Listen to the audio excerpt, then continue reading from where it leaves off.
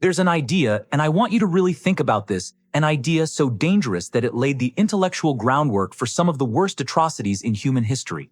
Not a weapon, not a disease, an idea. And here's the terrifying part. It wasn't born in the mind of a tyrant. It didn't start in a dungeon or a prison or some underground radical movement. It started in a gentleman's study in Victorian London. It was celebrated in universities. Harvard taught it. Yale hosted it. Stanford promoted it. Doctors believed it. Scientists defended it. Presidents like Theodore Roosevelt and Woodrow Wilson endorsed it openly. So what was this idea? And more importantly, en canalidiet en canninginagab, en canality in the first dicta planet in a planet top, winacles according to the planet fart, right to the choir performingly. Because here's what nobody tells you. This idea didn't just happen. It followed a pattern. A very specific, very predictable pattern that has repeated throughout history. And once you understand that pattern, you'll start seeing it everywhere. Stay with me, because by the end of this video, the way you think about ideas and how they spread will never be the same. It's 1883. London. A wealthy, respected British scientist named Francis Galton sits down to write a book. He's Charles Darwin's half-cousin. They shared a grandfather, the physician Erasmus Darwin, and he's obsessed with one question. What if we could improve humanity the same way farmers improve livestock? That sentence, that one sentence, that is where it begins. Galton coins a new word for his new science. He calls it eugenics, from the Greek eu, meaning good, and genes, meaning born. The science of being well born. The idea that human beings could, and should, be selectively bred for superior traits. Now, before you think, that sounds obviously evil, here's what made it so seductive. It didn't sound evil. It sounded scientific. Galton wasn't a fringe lunatic. He was brilliant. He published the world's first newspaper weather map. He built the fingerprint classification system that Scotland Yard adopted. He developed foundational concepts in statistics, correlation, regression toward the mean, that we still use today. When Francis Galton said something, the intellectual world listened. And what he was saying had the veneer of logic. If we can breed faster horses and bigger wheat yields, why can't we cultivate a healthier, more intelligent human race? To the Victorians, obsessed with progress, drunk on the power of science, this was intoxicating. Within 2 decades, eugenics wasn't a fringe idea, it was a movement. And this is where things get deeply uncomfortable, because the movement didn't stay in Britain. Here's something that should make your stomach drop. By the early 20th century, eugenics was being taught at Harvard, Yale, Stanford, and hundreds of universities across the country. Historians of science have noted that it was difficult to find any major American university that wasn't teaching it in some form.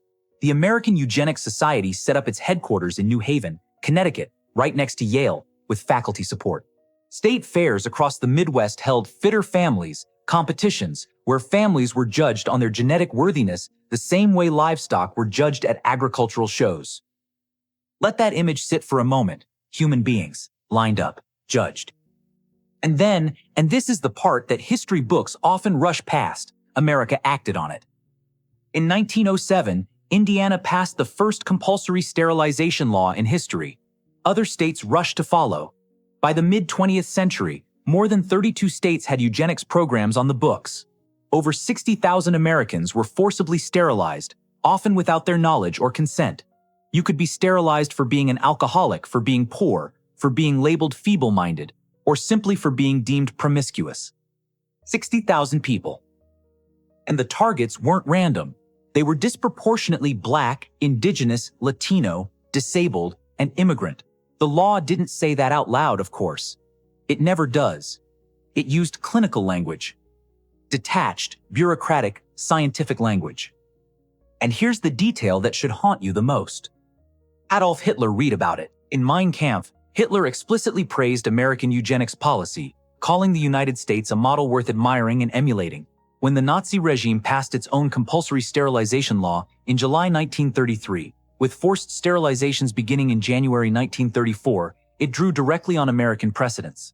Nazi legal scholars cited U.S. state statutes repeatedly during the drafting process. Between 1934 and 1945, the Nazis forcibly sterilized an estimated 400,000 people. That program, historians widely argue, was the bureaucratic and ideological precursor to the Holocaust, the point at which state-directed decisions about who was fit to exist became systematized. So here is the full, unbroken chain. A Victorian gentleman's intellectual theory, American university classrooms, state legislatures forced operations on tens of thousands, a foreign dictator's inspiration genocide.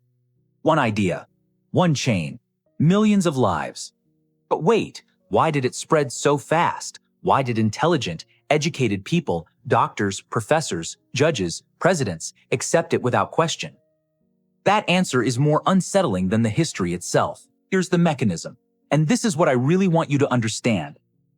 Dangerous ideas don't usually announce themselves as dangerous. They arrive dressed as solutions. In the early 1900s, American cities were overcrowded. Poverty was visible and raw. Immigration was reshaping society faster than institutions could adapt. People were anxious, and anxiety creates appetite, and an appetite for answers. Eugenics offered an answer. A clean one. A scientific one. It said, the problem isn't systems, it isn't inequality, it isn't policy, it's biology. Some people are simply born to struggle, and if we just stop them from reproducing, the problem goes away. That's a seductive lie, and it's seductive precisely because it relieves the powerful of any obligation to change anything structural. It turns a political problem into a biological one, and biological problems have biological solutions. This is the first feature of truly dangerous ideas. They don't demand action from people in power.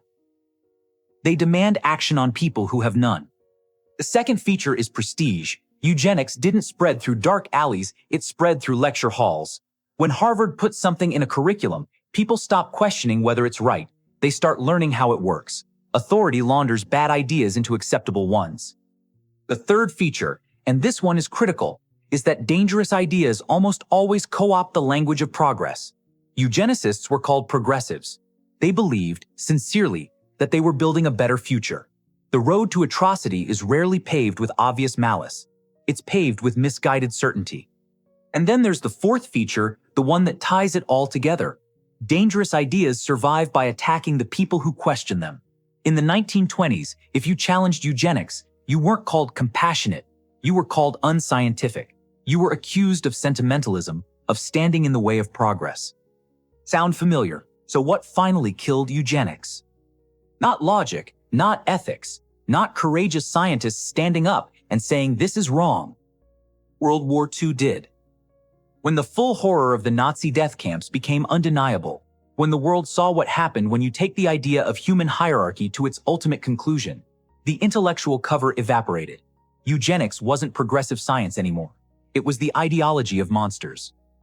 Researchers distanced themselves. The open use of the word eugenics became toxic almost overnight. What happened next is telling. The American Eugenics Society didn't disband. It just went quiet, reorienting toward population science and genetics.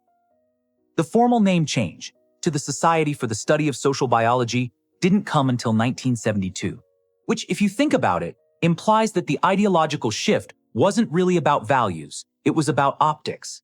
The ideas kept circulating. Only the branding changed. But here's what historians know and what most people don't. Eugenics didn't die. It mutated.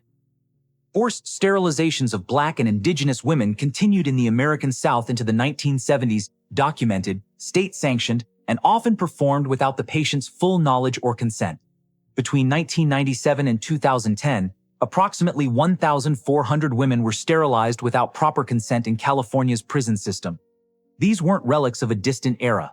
Based on the documented patterns, it's reasonable to infer that the ideological framework, the belief that some people's reproduction needed to be managed, never fully disappeared from institutions that had normalized it. It just stopped using the word. The ideology changed its vocabulary. It dropped eugenics and picked up phrases like population control, quality of life, resource allocation.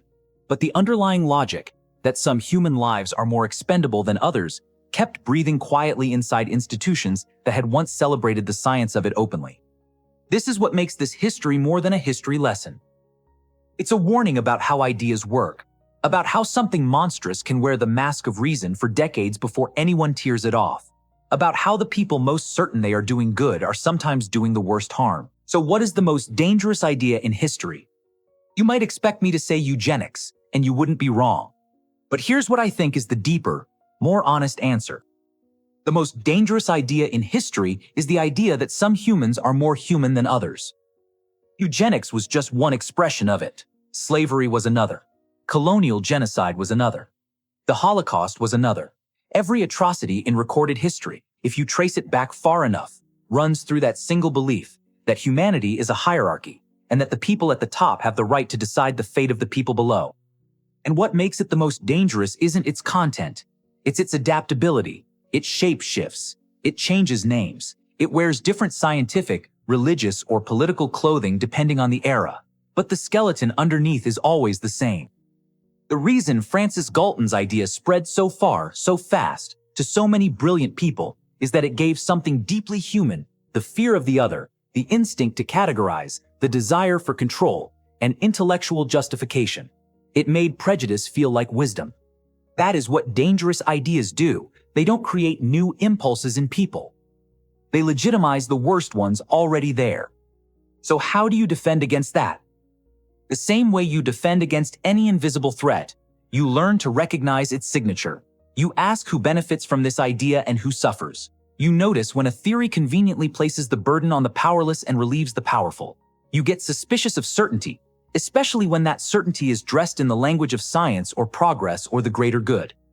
And you remember the chain: Victorian study, university lecture hall, state law, forced surgery, foreign dictatorship, mass extermination. Each link seemed reasonable to the people inside it. Nobody in 1910 thought they were building the road to Auschwitz. They were just being scientific. History doesn't ask us to be afraid of every idea. It asks us to take ideas seriously.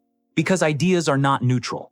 They are the most powerful force human beings have ever wielded, more destructive than any bomb, more contagious than any disease, and far harder to kill. Francis Galton died in 1911. He never saw what his idea became. But the idea outlived him by decades, and the people it destroyed never got to outlive anything at all. If this made you think, share it with someone who would push back on it. The best defense against a bad idea has always been a good argument.